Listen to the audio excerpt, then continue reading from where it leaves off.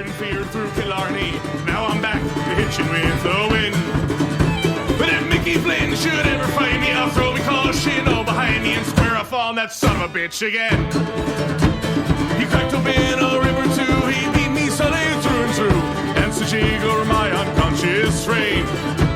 I won me healthy sheriff fights, well lucky son still had me life since Mickey Flynn beat me dumb and lame.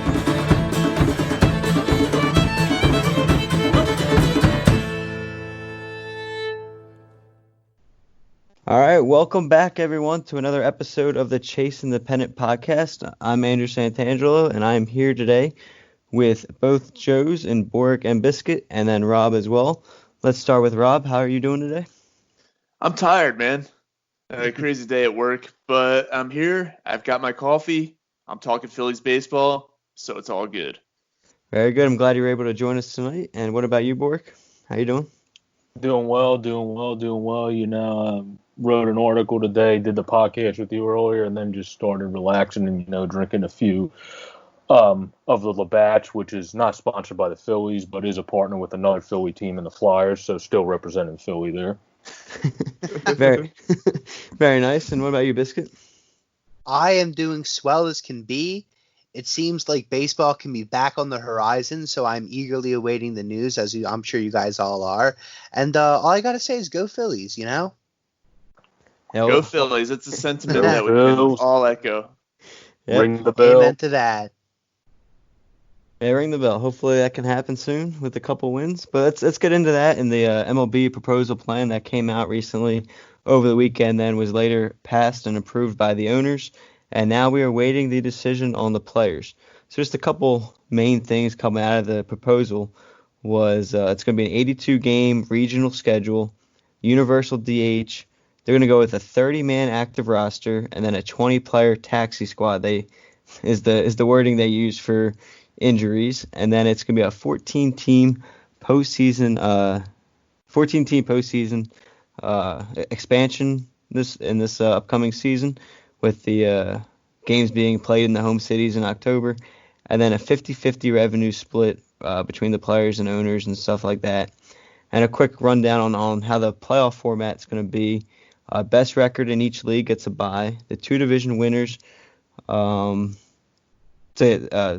two other division winners will get to pick their opponent, and will play between the wild card spots, and then all the two other division winners will host the series. So I think it's an interesting proposal, but let's start with Biscuit on this one. What are your thoughts on the overall proposal in terms of all the main points just named? It seems like this is the best way to get baseball in production this season, so I guess this is what's going to be going forward with. For me, after reading countless articles today, all afternoon, I still have a lot of questions with everything, specifically regarding players. Like I said, this seems like the best plan that was going to be put forward. However, it seems like there's not enough information that's, being talked about regarding how we're going to keep not just players safe, but really anyone who's going to be involved in this operation. What if a player gets, tested and they test positive? Will that shut everything down? What is the MLB going to do to make sure that people aren't put in risky situations? Will they be able to see their families? Or will they be quarantined? I'm seeing a lot of this is how we're going to do it, but I'm not seeing, any contingency plans. And I think given the severity of this situation, these things have to at least be being discussed, and it seems like there isn't much information on it. Like I said, I eagerly await baseball returning, and I would love it more than anything, but I just still don't see how this is going to be done in such a safe and, cohesive way that makes sure that everyone who's going to be involved is protected in some way. So that's kind of how I feel about it currently. Yeah, and I agree with you 100%. That's a big question I had as well when I was reading over this proposal, and I'm sure that's something the players union and everyone in terms of that side of it have with this whole thing, and it's probably one of the reasons that's holding it back, because it doesn't seem like there is a full-on plan. Because when I was reading it, I had the same question, maybe it's just not detailed to us, the fans, because I guess it's more important for them to understand. So maybe that's something that's holding it back. But I agree, because on all the other plans that have come out, you saw that they're going to be quarantined, they were going to wait 14 days, and so on, and all that kind of stuff. And you knew if one player was going to get it, they had plans, and this one didn't have that exact same stuff as the other one. So I think you raise an excellent point in that sense, and it's something we'll see if it gets answered in the next few days. As some things still continue to kind of get leaked from this whole proposal. But Rob, what are your first reactions from this? Well, in regards to that, I haven't heard anything concrete, but I would think that they would probably go forward with something similar to what I do for my work when I go in. Is every day when I go in, I have to have my temperature taken, and I think that when these players go to the ballpark every day, they'll probably have to go through the same process. It won't be a coronavirus test per se, but it'll be, taking the temperature and making sure they're not showing any sort of symptoms and that kind of thing. So I think that'll help mitigate that. And the biggest hang up for me, and I think this is going to be a major, major issue when it comes to getting the players to sign off on this. The owners want the players to take a pretty substantial pay cut. And I know a lot of people look at this and they're like, oh, these players make millions and millions of dollars. It's not a big deal to take off a little bit of money. But that's not true for every single player. You have some young players and some fringe players who are making less than $1 million a year. So this could be a big deal to them. And honestly, if you complain about the players making millions and millions of dollars a year, the owners are making way more than that. So I think that if you want someone, if there's someone who you feel less bad about taking a little bit of hit in the wallet, it should be the owners. But that's just my standpoint there, and I think that they're going to have to work that out, because I don't think the players are going to want to take a substantial pay cut that the owners proposed. So yeah, I think that's an excellent point as well. And just kind of going off that, I'm gonna kind of put you on the spot a little bit with this question to go off that. Do you think it's solely on the 50-50 revenue split that came out, or do you think, say, if they lower it to 70-30, 80-20, whatever it is, do you think that's a reasonable side for both sides to kind of take, or do you think it's going to take almost near zero for the players to accept it? I think that the players would probably be willing to go like 80-20. Obviously, they're going to want just about all of it, but I think that 80-20 or maybe 75-25 is probably the lowest the players would be willing to go. Okay, and I think it's kind of on both of them to kind of come to an agreement. And I was watching something on SportsCenter today, and they kind of raise a point, like you mentioned. People are going to view it as these guys are getting millions of dollars. I can't remember if it was Buster Olney or Jeff Passan. One of them was being interviewed, and they were kind of on the side of they need to just accept whatever and get back on the field, because people want them to play and stuff, and it's kind of silly to look at it as billionaires and millionaires fighting over this money, and with a sense of how ridiculous would it look for the MLB and the players if, when this is all said and done, if they could have got back on the field, but they don't play in 2020 because of money issues rather than all the other issues that ended up delaying the season. So I think it's an interesting standpoint from both sides on that and how that's going to react to everyone once it is settled. I think that one option that they need to look at here is instead of cutting the players' pay for the season, maybe deferring the payments. Say Bryce Harper is owed $30 million this year. So instead of paying him $30 million this year, you pay him $15 million this year, and then you pay him the other $15 million on top of his $30 million annually, like over the course of the remainder of his contract. Yeah, and I like that, and that would definitely work for all those players that are under contract. It'd be interesting to see what they'd then do with, like, say, JT, who's going to be a free agent, if they'd give him all the money, or if they'd still just, no matter what team he goes to, if they'd still fulfill that contract. But Bork, what are your initial thoughts on this whole proposal thing and anything we've mentioned already? Well, to comment on what you guys are talking about, I think Rob's idea is probably the best idea going forward, because I'm not so sure that they will even take a different, better revenue split for the players, because when I was reading an article today, Tony Clark, who's the executive director of the MLBPA said a system that restricts player pay based on revenues is a salary cap, period. And by saying period, I think that means he doesn't give a crap what the split is. They don't want that at all, and they want something like Rob said that doesn't necessarily involve revenue share at all, and just puts deferred money, because he also said in a different quote, this is not the first salary cap proposal our union has received, and it probably won't be the last. And he said that the league is trying to take advantage of a global health crisis to get what they failed to achieve in the past. So it seems like they're not really too close on these things. So in that case, I would say if something like Rob's idea was able to come to fruition, that would probably be the best resolution and the best compromise, because you're still making the same amount of money, and it's you kind of had some of it prorated to now, which is the MLBPA's argument to just keep it prorated. But the problem with that, which like we said, billion-dollar owners don't need this money, but for them, they would actually lose more money. Apparently, I saw a score article right before getting on here than if we just didn't play a season by prorating salaries, since we're only playing 82 games. So it's definitely going to be interesting going forward what they decide to do, in my opinion. But I hope that they figure it out and come to a consolidation. I do think Rob's idea is probably the best idea, because there's no other way I can kind of see it happening, since it seems like the MLBPA has no interest in revenue sharing at all. Yeah, which is, again, to me is interesting. I know they're afraid it will eventually lead to a full-on salary cap, and I know that's something they're concerned about, because like you mentioned, Joe, that it's something they've tried to get into the league in the past. But with all the other sports kind of already having one, I think I read from one of the articles with this, NFL players get 48%, NHL players get 50%, and NBA players get 49 to 51.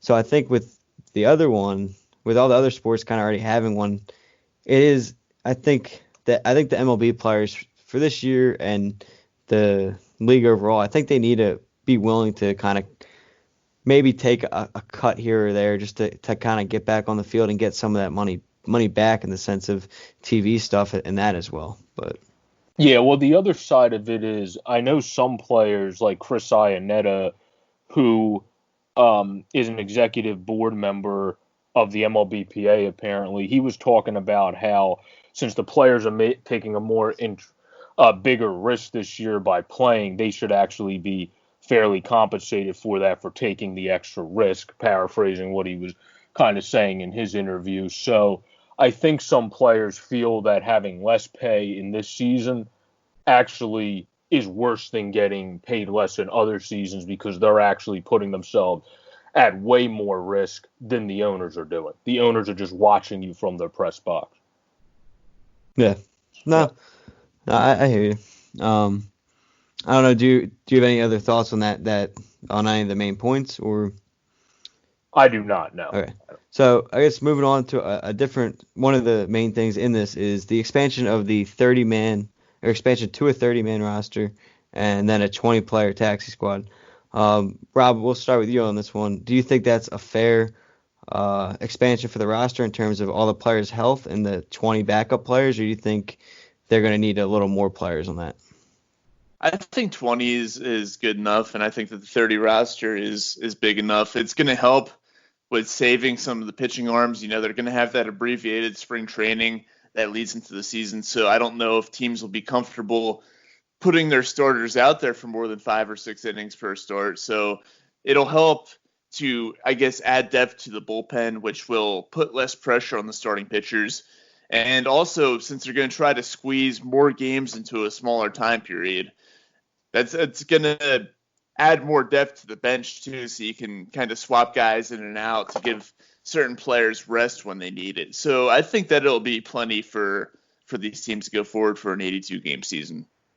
Okay. No, I agree with you. And when you're mentioning all the extra relievers there and the pitchers and a 30-man roster, I'm just in my head, I'm picturing what Gabe Kapler is going to do with his Giants team. I mean, oh my God, man, over under five pitchers a night. Well, you still have the 3 pitcher. You still going to have the 3 batter limit, I would presume, though. Mm-hmm. I would think so too. But I mean, you figure if he's going to leave a starter for 4 or 5 innings, worrying about the guy's arm, and then goes from there. I mean, everyone's not going perfect, so he's gonna find a way to get his guys in there. It'll be 5 pitchers a Well- night, and if the game goes past 15 innings or if it's a blowout, then he'll just put a position player in there. Yeah, He'll well, he'll put Yasiel Puig or Tommy Joseph in there to pitch. Or That's- Darren you don't have Ruff. to worry. Darren Ruff, that's what I was thinking of. we don't have to worry about them anyway because we only play our side of the country anyway. You play the AL East and then technically Canada too, since we'll play Toronto, since they're part of the AL East, and then we play our own division. So it's not like we have to worry. It's not like San Francisco's going to get anywhere really. So. And that's kind of unfortunate though, because I was looking forward to the Gabe Kapler homecoming and trying to get tickets to it, but That was not going to alumni happen this weekend. year. Not That going was to a- happen this year. Yeah, that was alumni weekend too, Rob. I don't know if That's you knew really. that. Yeah, I don't really pay that- attention to that kind of stuff. Yeah, he was actually coming back on the whole celebration of alumni weekend, so that would have been pretty nutty because we would have been cheering on all of the all-time greats and probably booing the hell out of Gabe. Oh, definitely booing him. I would just go to see if I could smell the coconut oil from the upper deck.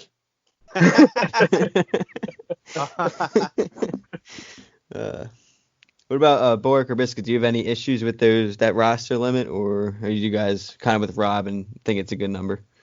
I think it's a fine number. Look, this is going to be a completely different season, and like this kind of goes into my point. You're seeing a lot of like, will this season be as legit as any other season because it's going to be shortened? Will there be an asterisk next to the team that wins the World Series this year? I don't think there should be. There's a million things going on in this world right now, and you're trying to put together not just a sport that means so much to this country, and it's goes beyond being the nation's pastime, but it's heavy, and I think the team that wins the World Series this year, like, forget having an asterisk next to them. You're going to have the like whole weight of the world and the weight of this situation on your shoulders. Like, I think this is monumental. This is going to be a sprint from start to finish. And going back to my point about the roster, like, there's going to be more wear and tear. Not everyone's going to be able to play a full 82 games. I think max you'll see maybe players get about 65 to 70. That would be like the most a player plays a game this year. I think, you're going to need those additional several players plus everything you're getting with the taxi squad, because there's going to be a lot of, players needing some time to rest and, people having the additional time to nurse any injuries or mishaps. So I think it's a right number. It'll be interesting to see with the Phillies specifically, who is on that taxi squad, who will make up the additional spots on the 30-man roster. I think there's some interesting names up for grabs now that there's some additional spots. So it'll be really interesting to see how that'll all shake out once, more information about how and when the season will begin to fruition. Yeah, and one thing I'm really interested in with this whole roster shakeup, and Boric, you can answer this as well, and then anyone else can jump in after him, but with a total of 50 between the two rosters here, I'm interested to see, as Rob mentioned, they're going to try to squeeze as many games into the season between this time period, because I think I did read they want to get done as close to a normal spot in the season, early November, late October, just so that, one, they're not impacting next year, and then two, because of weather concerns in certain areas, that outside of pitchers as well, obviously we want to carry a lot of pitchers, but I'm interested to see how many catchers a lot of these teams kind of take on, because obviously people are already concerned with how many days they kind of catch with their knees. And then with adding all these games in like a crammed time period, I'm interested to see, are teams going to go as far as 4? Are they going to, like, I'm interested to see how many catchers are kind of held on to this. And we'll get into the DH talk later, but that might be a spot where the DH helps the Phillies with moving JT. But how do you think that, outside of pitchers, Boric, what do you think the catchers kind of impact? Do you think you're going to see a lot more catchers on rosters? Yeah, I do think that's definitely a high possibility because they're the position that has to be down on their knees as well as grind at the plate the whole game and everything, especially when you're a catcher like JT, a Molina, people like that are great on both sides of the plate. What I do think it means is my boy Devi Grion is going to make the Phillies, so I'm pretty happy about that. We'll get to see his young studness on the team already, and I think having him develop behind JT will be fantastic, and it will make me watch Andrew Knapp hit a lot less. Andrew Knapp should only be substituted in defensively. Now we're carrying extra catchers, defensive replacement, Andrew Knapp. That's what he is. Devry Grion's the hitting replacement, so when you need hitting, you put Devy in. Nappy is like the Jeff Mathis of the team, and then JT Realmuto's the GOAT of the team. That's the way I would have that. But yeah, I think catchers are definitely going to become more valuable. And I wouldn't be surprised if the Phillies carry 4, but I don't know who the 4th person would necessarily be since we invited a bunch of other people into camp. Yeah, no, I agree. I think it's going to be a huge impact for these catchers, and I think it's going to give a lot of other guys extra ample time to get on the roster and see what they can do with all these MLB like practices and stuff, and it'll give managers a good look at them and where they want to go in terms of further on years.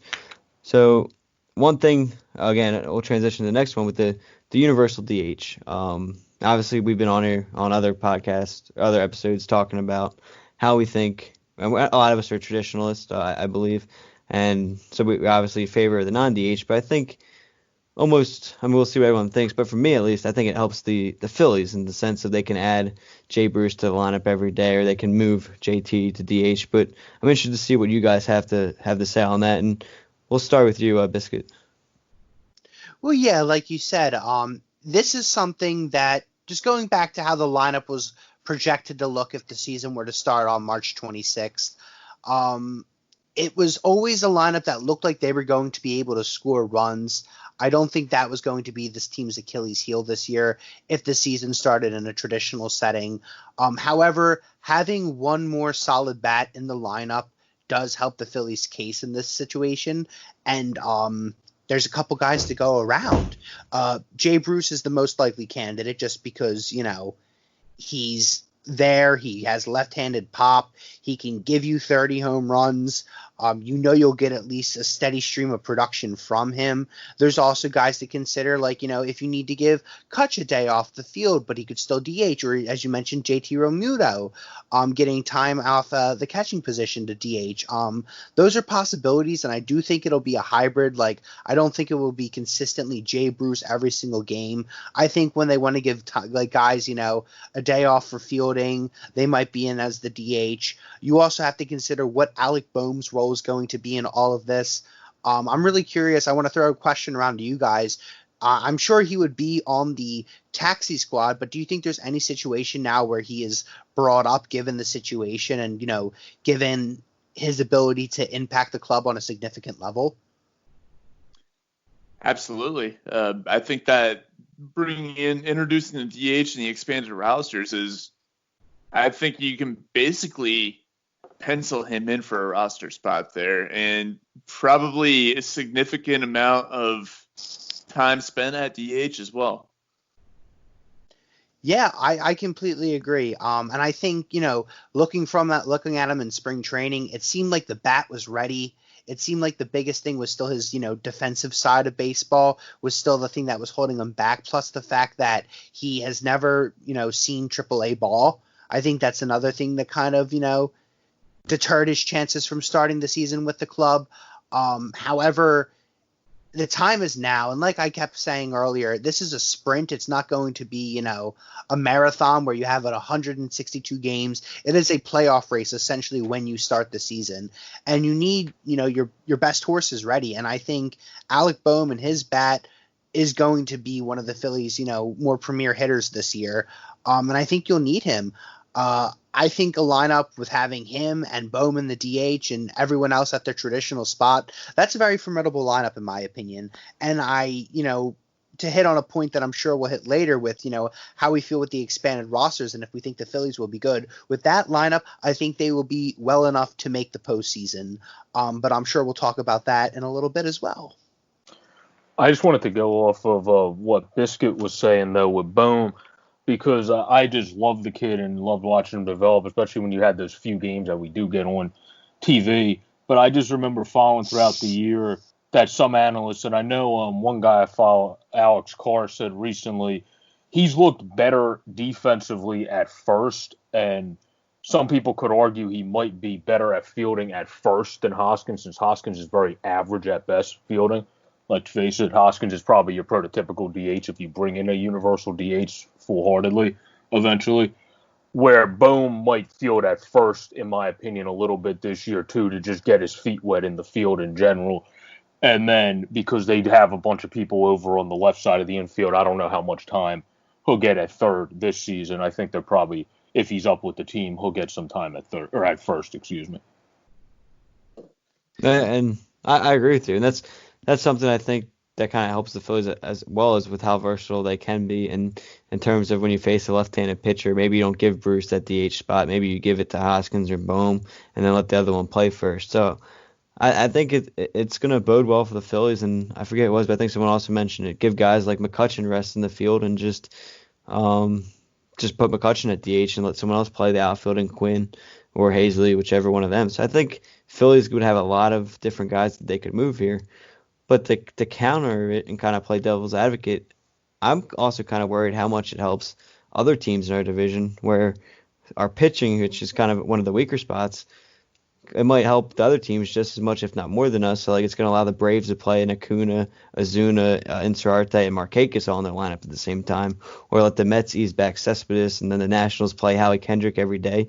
Not someone known for his fielding, but a very good offensive hitter. It allows the Dodgers to kind of, like, impact their whole lineup of outfielders, and the Brewers can utilize Braun there, and Reds, who signed Nick Castellanos, he can play DH. He's not known for his fielding. Are you guys, anyone can answer this, but are you guys worried about how much it impacts other teams as well, maybe more than the Phillies?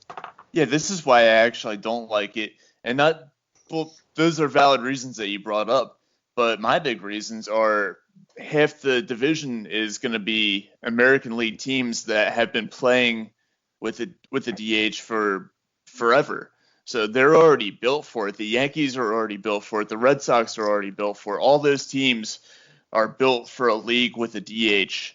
Whereas the Phillies and some of these National League teams, yes, they may have players at their disposal who can fill that position, and it could be good in that regard, but they've never played, aside from interleague, they've never played with a DH before. Whereas on the flip side, it would be advantageous to the National League teams if they didn't have the DH, because the National League teams at least have pitchers who have hit before, whereas American League teams, their pitchers don't have as much experience at the plate. But given that it's going to be the universal DH, I see that as a pretty monumental advantage for the American League teams. Yeah, I agree completely with that, and especially when you get to these postseason, I know it's separated, but I mean, teams get to pick who they want, so you're gonna have the better seed probably have a better advantage on getting there, and then yeah, it's gonna impact it wholeheartedly. But I don't know, Boric or Biscuit, I don't know if you have any thoughts on the league surrounding. I'm no more up. It isn't teams getting better that I'm more concerned about. It's the Phillies, just being the Phillies with the pitching that we've seen over the last couple of years and the way that our bullpen or our rotation can implode. The concerns about, us getting our pitching getting knocked around by other teams has been there since, before any of this even began, just because the pitching is, probably one of the more questionable aspects about this team. However, it's, everyone's going to benefit from something like this, especially if they have, an additional hitter laying around that could fulfill that void. But it's not something that would scare me in a traditional sense. Like, I think it's going to be what it is. Okay. Boric? I agree with Biscuit. It doesn't really scare me that much, especially because I think for the reasons we outlined earlier, we have a pretty decent team set up for the DH. You can put Bohm at first some games, let Hoskin DH. You can let Bruce DH. You're probably going to want to let Kutch DH a decent amount, because I think 65 or 55 even games might be a little much for Kutch coming back off of an injury. You might try to put him at a lower level and DH more to make sure you guarantee you have him throughout the whole season and the postseason's bat in the lineup. So I think for the Phillies, it doesn't scare me just due to the fact that I think we are in a pretty good spot with the depth that we have brought in, plus some of the guys that we brought in that were hitting pretty well, that we didn't really sign yet, that were uninvited or invited people that were unsigned, like Neil Walkers of the world and all those people that we don't know who of those people are going to stay on the team and who are not. So. Okay, that's very fair. Before we move on to the next couple topics, I just want to give a shout out to Just Food, 215-794-FOOD, 215-794-3663. Again, that's Just Food. Visit our guy, Asian Rob, and tell him Chef's Choice. You won't be disappointed. Again, that is the company for Just Food, or the phone number for Just Food. Yeah, moving on, as we get into, we mentioned the expansion and the postseason. First off, we'll start with you, Bork, but the expansion of postseason, obviously it's going to help more teams get in. Where do you see the Phillies fitting into this? Do you still have them borderline? Do you think they're almost a lock now with 7 teams from the National League going to be getting in? What are your thoughts on the Phillies' postseason chances with this? Well, I'm very hesitant in recent years to ever consider the Phillies to be damn near close to a lock at anything other than, like Biscuit hinted at earlier, struggling at pitching at some point. So, were we ever, real quick, were we ever a lock to make the postseason the last couple of years? No, not even close. But I'm just saying a lock for anything in general. But okay. let's keep going on anyway. But the Phillies, to me, I expect us to make the postseason now because you have extra teams. Where I think we were going to be probably the last team in if we got in the regular format. I don't think we were going to be good enough pitching wise, unless if Glentek went out and noticed the problem soon enough, especially in a shorter season. We don't know what's going on with the trade deadline, where it would be, if there's one, whatever's going on with all that. If you're able to go out and get someone, he would have to do it at an effective time, which we've seen he hasn't been able to really do yet when it comes to starting pitching. So I would say we're probably going to make it. I would give us an 80% chance now just because of adding the extra teams, since now you have a couple extra places to play with. Instead of being the last team in, you could be like the second or third to last team in because of a few extra places to play with. So I think we have a decent chance now. Now, how far we go in that postseason, since someone can pick us potentially, that remains to be seen. Biscuit? Yeah, Boric, you said it best. Look, I was someone last year when the 2019 season began that I thought the Phillies were virtually a lock to make the playoffs. 2019 humbled me a little bit, and I don't think I'm ready to make any bold claims like that. However, I do think, as Boric said, that this team could have snuck into one of the wild card spots in a traditional season if everything was, to be played as normal. With that being said, now that the the playoff structure is expanding to 7 teams from the National League, I think the Phillies will be one of those 7 teams. I think, given everything going on, I think a shorter season benefits and kind of plays into the Phillies' favor, such as with the McCutchen situation. Obviously, he should be ready to go now to start the season, as opposed to if we started back in March and he was probably still missing a month. So I think a shortened season kind of helps in those regards. I do think the Phillies have enough talent to sneak into one of those 7 spots. I think there's a lot of teams in the National League that can have the potential to be really good, but every time I say that, they always kind of fall off.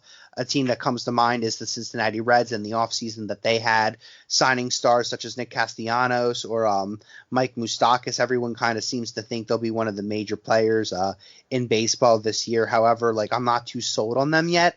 And there's always that team that, they look like they're good on paper. Like another one would be the San Diego Padres, where they look good on paper and they kind of just fall flat once the season starts. I think, you're going to see it within 20, 30, 40 games, who's going to be in the playoff picture and who's not going to be. But I think when we're looking back at, what happened this season in November or December, we're going to be pretty pleased by what the Phillies have done. And we're going to be celebrating playoff baseball for the first time in what is going to be 9 years, 8 years. Feels like my entire life. So I'm really looking forward to that.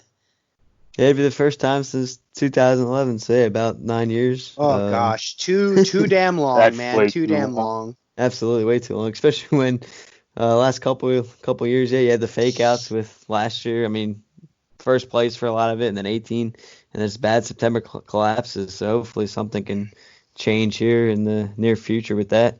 But Andrew, Rob, what? I was going to say, I just wanted to point out of my point of the Phillies not being a lock for anything. One person did consider them a lock. So see, my point was a little valid actually. We had Biscuits consider them a lock last year. Oh, and I did. In the I world did. of Biscuits. I actually went as far as to go on radio and say I think the Phillies will win the division in Hey, I 2019. guaranteed the Sixers for a championship this year, so don't worry about it. I'm like the Nelly show. We should just quit while we're ahead with our predictions, Boric. Well, to be fair, Boric, we can't say that you're wrong until they decide to resume the NBA season. The Sixers get knocked out in the first round. But that team wins a championship, I would probably have a heart attack. Anyway, Biscuit, you were not alone in considering the Phillies to be a lock for the postseason last year, because I too thought they were going to be like a 95 win team last year. Oh yeah. And I completely overlooked the lack of pitching, which is what came back to haunt them. The pitching is still an issue. It's not as much of an issue now that we have Zach Wheeler and hypothetically Spencer Howard probably coming up at some point during the season. My thing, actually, that's really my concern right there is the pitching. And with that being said, a shortened season means that if the Phillies get off to a hot start like they have the past couple seasons, it'll be more likely to hold up long enough for them to get into the playoffs. And even without that, I consider the Phillies to be, at the very least, a top 10 team in the National League, probably a top 6 or 7 team, which would be good enough to put them into a playoff spot. I believe, I can't remember if we did predictions before spring training, but I was thinking somewhere in the mid to high 80s for the win total, which that win percentage, if you play it out over the course of 82 games, it's probably somewhere in the mid to high 40s, which should be good enough to get them at least maybe like a 5 or 6 seed in a 17 playoff. So yes, I do think that the Phillies will be a playoff team, one of the bottom playoff teams, but a playoff team nonetheless. Yeah. You mentioned Spencer Howard real quick. Kind of backtrack a little bit, going back to the roster point we were talking about earlier. Do you think there's any way a team, maybe the Phillies are using Spencer Howard, but do you think there's any way teams might go to a 6-man rotation to kind of save some of these arms? Because I just thought about that. Maybe the Phillies kind of go towards a direction of that to kind of save a Jake Arrieta here and there every 5th day or something. Maybe, do you think a 6-man rotation is at all a possibility? I could see it. A lot of teams actually used to use a 6-man rotation back in up until maybe like the mid 2000s. And then I think that's when teams started to shorten up and go to the 5-man rotation. But it's not really a bad idea. I think that a lot of teams might at least consider doing that. Okay, and then, so I guess a real quick second part about this whole playoff thing. Say Phillies have a miraculous season, they get the 1 seed. I mean, out of the projected playoff teams or whatever, like a team close realistically, is there any team you guys would specifically have in mind that you would want to like pick that first round kind of thing, assuming all teams are close to healthy? The Mets, if they're in. Yeah, I was going to say that would be a fun playoff matchup. You know what would suck though? It seems like the only good part about 2019 was when we were playing the Mets because we consistently beat them. I think we had out of all the teams we played, we had like the most wins against them. And it was fun because fuck the Mets. But at the same time, like I could see us totally picking them to be like, wow, this is a team we play really well against. We could beat them in a playoff game. And then the Mets just Metsing the shit out of us. And then the joke's on us. And it's one of those things. I'll have to see the teams when we're there, how they're constructed, how they did in the regular season. Because I could say the Mets now, but you never know. The Mets could whoop our ass cheeks this year, and we could play dominantly, or I don't even think that's a word. We could be dominant against the Braves. But my point is, like, I just think it's such a hard question right now because some teams that we might, think are going to be stellar this year might take a step back just given everything going on. Like, there's just so many factors going into the season with this fucking virus that, like, there are going to be things that aren't even, like, taken into consideration right now or on the radar right now that could deter a team or, make a situation where some team that we thought was going to be good is worse than what we actually thought they were going to be. So I'll have to see when it hits playoff picture time. But I do think the Phillies will be there. And right now my answer would be the Mets if we had to pick someone. That would be one hell of a fun series, watching the Phillies and the Mets. My thing, if the Phillies got the number 1 seed and they got to pick, I wouldn't look at overall season records. I would look to see, out of all the playoff teams, who's the coldest. What team kind of backed into the playoffs? What team out of all the playoff teams was the worst one down the stretch? Because you want to play the team that has the least amount of momentum.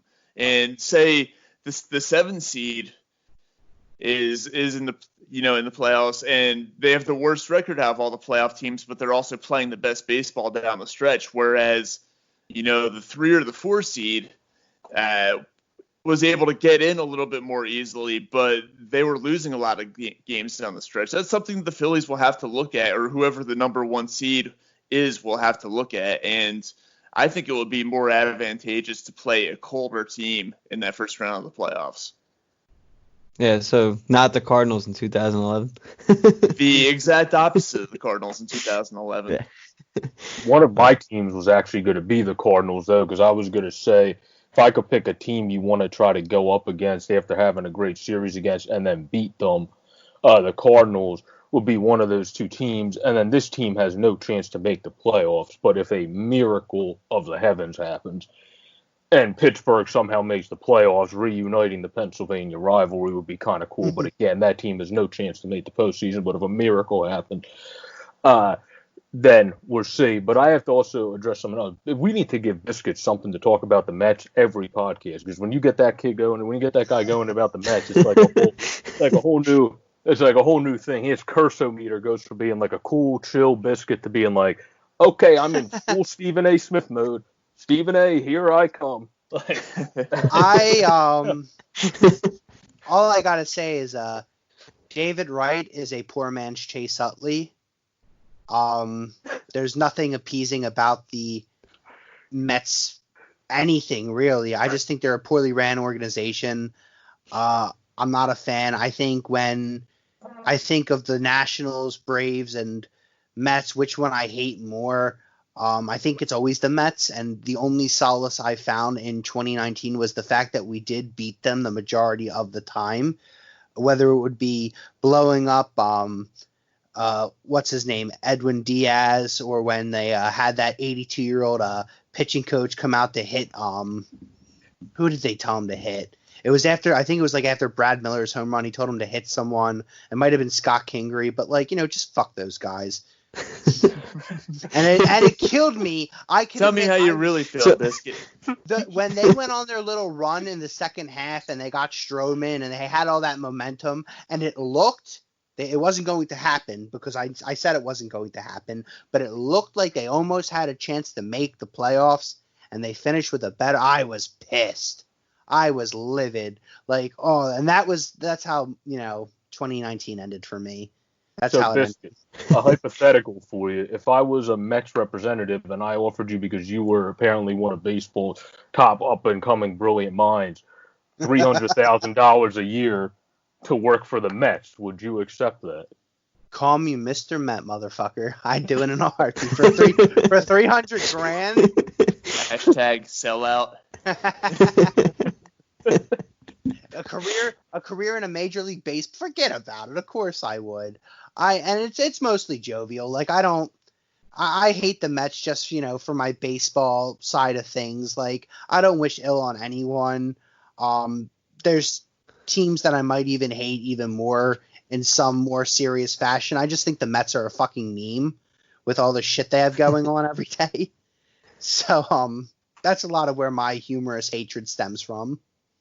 So I got to ask if you had a good reaction or not when, I don't know, one of my favorite Phillies Mets memories from watching on TV was the time they tried a quick pitch. I think it was Darren Ruff, and Larry Bowa came out screaming out of the dugout, him and Jeff Francoeur. Is that your reaction towards the Mets? Oh gosh, yeah. I vaguely remember that because that was in the dark years of Phillies baseball, and I remember that being a situation, and I remember the team just being so god awful. So it's something I try to blur out. But yeah, I just feel like they always, even this year, even in 2019, they did some shady shit, like when they hit Reese, and they had the pitching coach come out and say hit King. Like I just think they did some sly shit, and the Phillies gave them a beatdown they deserved, and there's nothing wrong with that. And Reese is still rounding the bases. He is. Right? That man has just got around second base. Yeah. That's where he's quarantining. All right. Well, going into the last and final topic, I'm really interested to see some of these answers to this one. But I don't know. Me being bored in this quarantine, we're trying to think of some good random Phillies questions. And we all have favorite players from eras, especially downtimes and stuff. So going back to the 1994 to 2006 teams, that was the years the Phillies missed the playoffs after the 93 World Series team, and then before the 2007 division winners. If you could pick one of those guys, not necessarily talent-wise, because the '08 team wouldn't need anymore, but to just a guy you liked or something that you wish kind of got to get a World Series ring or something like that. Which individual from that era would you guys pick? And anyone can start. Whoever wants to open it up. Oh man, I got to go with the guy that we actually beat in the 2009 NLCS. That would be Randy Wolf, just because of the Wolfpack. He was a very good pitcher. He's a very effective left-handed pitcher.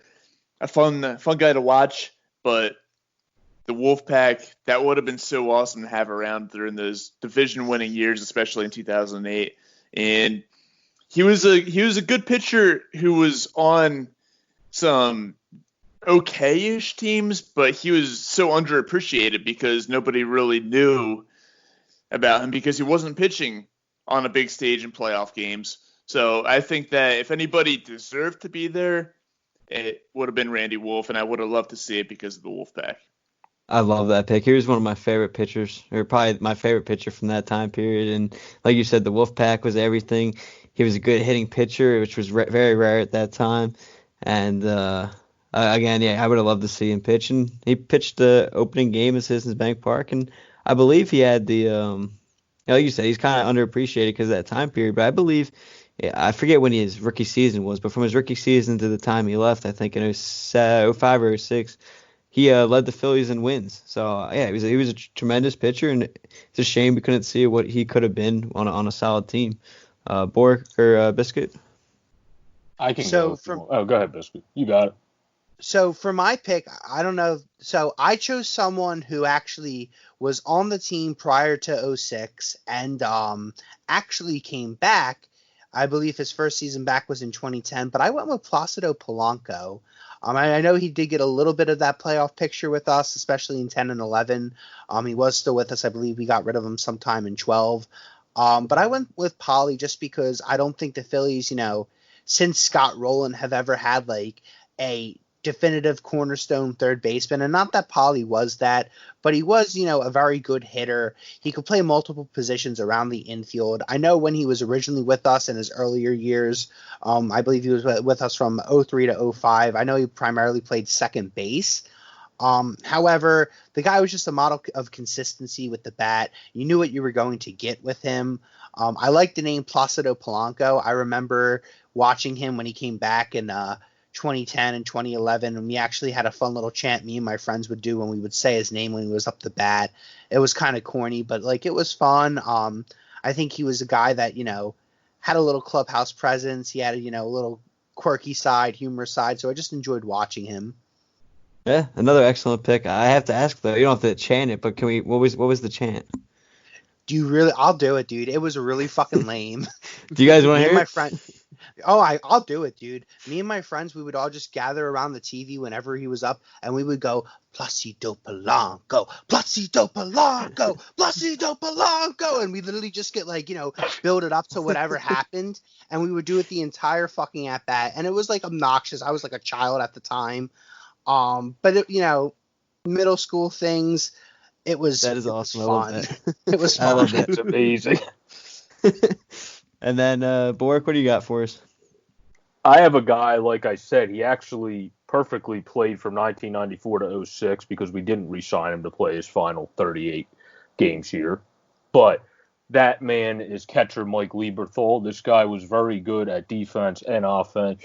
He had most of his career statistics here. He had 610 RBI, which at that time was very good for a catcher, an OPS plus of 101, which is great for a catcher. And he had a 274 batting average. And also at that time, a 274 batting average, even at this time, is very good for a catcher. You didn't see as many great all-around catchers, other than like you had Pudge back then, but you didn't have the plethora of like the Yadiers, Grandal, and all these guys we have today, and the Will Smiths coming up. You didn't have all those offensive weapons behind the plate back then. He was just a joy to watch coming up. He could throw people out. I mean, I remember him just gunning people out. Kind of when Real Muto started gunning people out, he reminds me of even a better version of Lieberthal.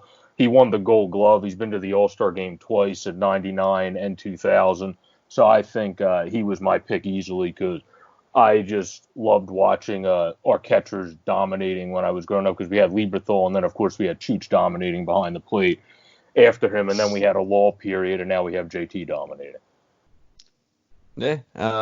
Lieberthal, I'm the one that likes Lieberthal, but Lieberthal's a weird guy, a weird player, just in the sense of how he got with the fan base. I don't know what Biscuit and Rob's thoughts on him are, but like it's weird. Like for how talented he was, it seemed like all the fans never really enjoyed his full value, in my opinion. And it's weird how much hate I kind of hear on Mike Lieberthal. Yeah, it's interesting you bring that up because I was actually at the game where a couple of years ago he was inducted into the Phillies Wall of Fame. And there wasn't a big crowd there, maybe 20, 25,000, because people, like you said, didn't really appreciate him. And I just remember walking throughout the stadium, and I kind of felt the same way as a lot of these people, but everybody's like, okay, this guy made 2 All-Star games for some pretty bad Phillies teams. And while he was a good catcher, he wasn't really a difference maker. So why is he a member of the Phillies Wall of Fame? And the answer is he was a good player. I guess not really the answer, but just the general feeling amongst the fans is he was a good player. He was never a great player. But with that being said, I respect Borg's response. He was a very effective catcher and maybe underappreciated in some regards. And I think that if we didn't have Carlos Ruiz to solidify that catcher spot in 2008, it would have been nice to have Lieberthal there. Yeah, very nice. And I also think he's a guy that just deserves a World Series for all his service put in. Like I said, he pretty much played his whole career here, other than 38 games, pretty much to end his career with the Dodgers. yeah, that's true. It's a shame he went out there and it never worked out for him and had that short of a career with them. Because I think I think he had a little bit of an injury problem as well, like throughout his career, didn't he? Towards the end, yeah, I guess all the years of catching kind of caught up to him. So yeah, in that standpoint, I guess that's why it couldn't work out for him. But so mine, honestly, I was going between 3 guys I really like from this area, and one guy I've really mentioned on here before was Scott Rowland, but I easily eliminated him just because, as much as I would have loved to see him win with the Phillies, he won with the Cardinals, so I took him off because he already got one. And then honestly, I did choose Randy Wolf, but since Rob took Randy Wolf, I'll go with somebody else. I'll go with the 3rd guy. And that's another guy, kind of like Mike Lieberthal, I feel was kind of underappreciated here. And honestly, I must have forgot or never realized he didn't start his career with the Phillies. And that's Bobby Abreu. Yeah, Bobby Abreu. Man. Bobby. Was you not an Abreu fan, Rob? I was naively an Abreu fan as a kid, and then as I grew up and I got to know more about baseball, I was less and less a fan of him. Oh gosh, he's a cool dude. I met him last year when he did the signing. Last year when he did the signing thing. And I was also at his Wall of Fame game last year, by the way. Yeah, his Wall of Fame game, and then he signed after out of his car, and he talked to us for a while. Actually, it was pretty cool. That's awesome. That's one thing I miss when I'm out of state. Is I miss going to those games because I always enjoyed those Hall of Fame games. Like I was at the Charlie Manuel one. I think I went to the Jim Tomey one as well, but I was at the Lieberthal one with Rob. that's awesome. No, that's really cool. I think Phillies traditionally do a very good job with that weekend, bringing back everyone. Like I think the organization as a whole does really well with that. I was also at the Victorino Wall of Fame game. So was I. Did we just go to all the same stuff, Rob? Yeah, us and apparently Shane goes to all the same games that I go to as well. Well, I Yeah. can't wait till one of these times we all can just go to a game together when we're all back and the city's open again and everything. I think that'd be a fun time. Regardless, later in the year, even if there aren't fans in the stadium, we should get together, just because that's something I was very much looking forward to doing this year and being able to watch a baseball game with you guys. So even keeping social distancing in mind, and if gatherings of 10 plus people are allowed, I would love to get together with you guys still, even if it's at someone's home, or we go to a bar if bars are a thing in the future, where we can all sit, have a drink, and watch a hearty game of baseball. Absolutely. Absolutely. And by the way, it wasn't actually Wall of Fame for Victorino. It was a retirement ceremony. Same thing, almost. You're right.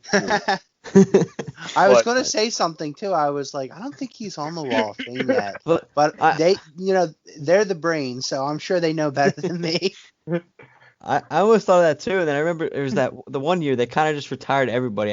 The whole 08 team. One day they did Victorino, the next game they did Utley, Howard, and Rollins. Is like I couldn't remember who was on the Hall of Fame and what was just the retirement game, so I didn't want to correct him in a wrong way. So Pat Burrell is the only player from that 2008 team that's on the Wall of Fame. They got him and then Pat Gillick, the GM. I was at his thing too.